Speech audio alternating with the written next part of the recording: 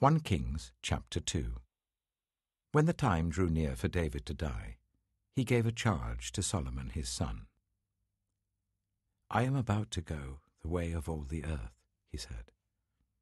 So be strong, act like a man, and observe what the Lord your God requires. Walk in obedience to him, and keep his decrees and commands, his laws and regulations, as written in the law of Moses. Do this so that you may prosper in all you do and wherever you go, and that the Lord may keep his promise to me. If your descendants watch how they live, and if they walk faithfully before me with all their heart and soul, you will never fail to have a successor on the throne of Israel. Now you yourself know what Joab, son of Zeruiah, did to me, what he did to the 2 commanders of Israel's armies, Abner, son of Ner, and Amasa, son of Jether. He killed them, shedding their blood in peacetime, as if in battle. And with that blood he stained the belt around his waist and the sandals on his feet. Deal with him according to your wisdom, but do not let his grey head go down to the grave in peace.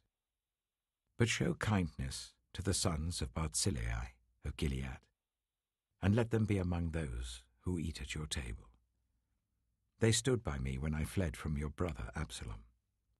And remember, you have with you Shimei, son of Gera the Benjaminite from Bahurim, who called down bitter curses on me the day I went to Mahanaim.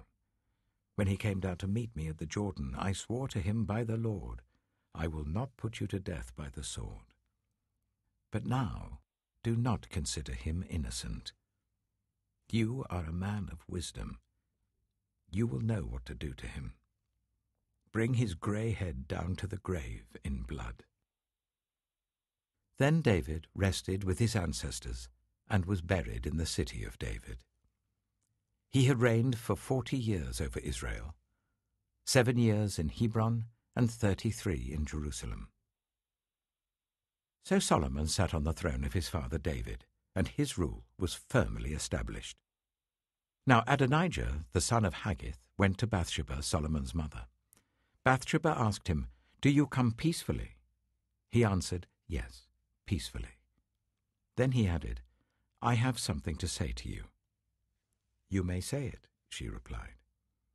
As you know, he said, the kingdom was mine. All Israel looked to me as their king, but things changed, and the kingdom has gone to my brother, for it has come to him from the Lord. Now I have one request to make of you. Do not refuse me. You may make it, she said. So he continued, Please ask King Solomon, he will not refuse you, to give me Abishag the Shunammite as my wife. Very well, Bathsheba replied, I will speak to the king for you. When Bathsheba went to King Solomon to speak to him for Adonijah, the king stood up to meet her, bowed down to her, and sat down on his throne. He had a throne brought for the king's mother, and she sat down at his right hand. I have one small request to make of you, she said. Do not refuse me. The king replied, Make it, my mother. I will not refuse you. So she said, Let Abishag the Shunammite be given in marriage to your brother Adonijah. King Solomon answered his mother, Why do you request Abishag the Shunammite for Adonijah? You might as well request the kingdom for him. After all, he is my older brother. Yes, for him and for Abiathar the priest, and Joab son of Zeruiah. Then King Solomon swore by the Lord, May God deal with me, be it ever so severely, if Adonijah does not pay with his life for this request.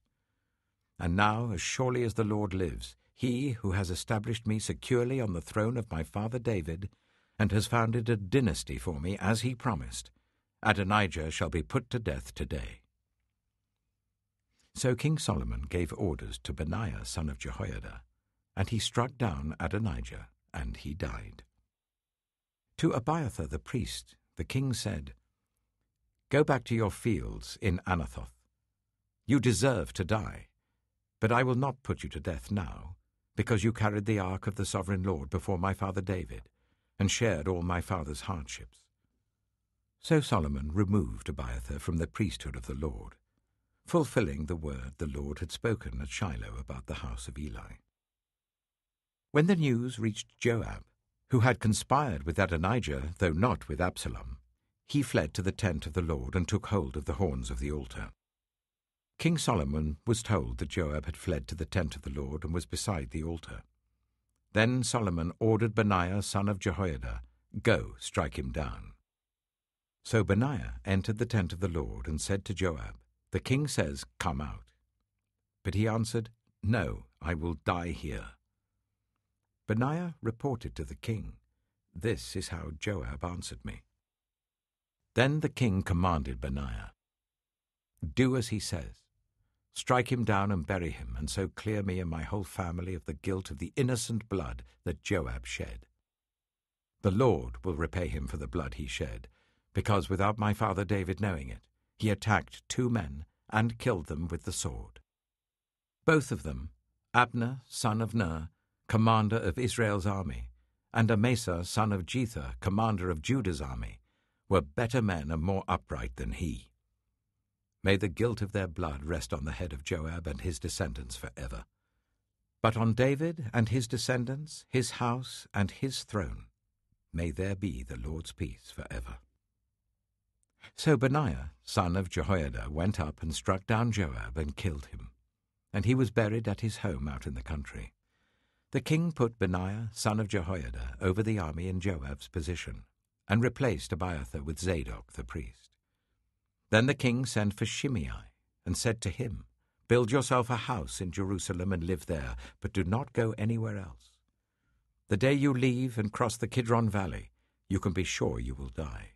Your blood will be on your own head." Shimei answered the king, "What you say is good. Your servant will do as my lord the king has said." And Shimei stayed in Jerusalem for a long time. But 3 years later, 2 of Shimei's slaves ran off to Achish, son of Maacah, king of Gath, and Shimei was told, "Your slaves are in Gath." At this he saddled his donkey and went to Achish at Gath in search of his slaves. So Shimei went away and brought the slaves back from Gath. When Solomon was told that Shimei had gone from Jerusalem to Gath and had returned, the king summoned Shimei and said to him, "Did I not make you swear by the Lord and warn you?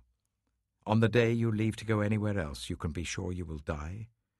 At that time you said to me, 'What you say is good, I will obey.' Why then did you not keep your oath to the Lord and obey the command I gave you?" The king also said to Shimei, "You know in your heart all the wrong you did to my father David. Now the Lord will repay you for your wrongdoing."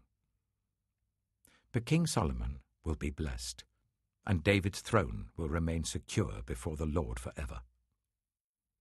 Then the king gave the order to Benaiah son of Jehoiada, and he went out and struck Shimei down, and he died. The kingdom was now established in Solomon's hands.